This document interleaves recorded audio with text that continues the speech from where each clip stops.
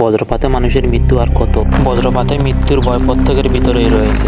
চলতি বছরে প্রতি বছর 300 থেকে 400-রও বেশি মানুষ মারা যায়।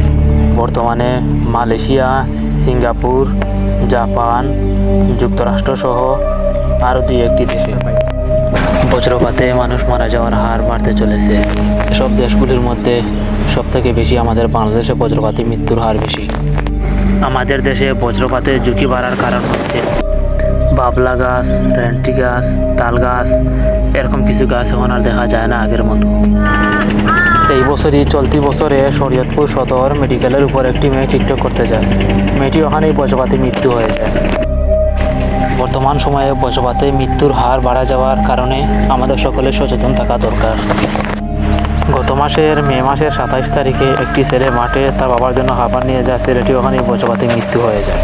এসবগুলির মধ্যে এই সব থেকে বেশি ছোটো বাচ্চারাই বজ্রপাতে মারা যায়। আমাদের প্রত্যেকের সচেতন হতে হবে যাতে ছোটো বাচ্চাদের ঝড় বৃষ্টির সময় বাইরে ছেড়ে না দেয়।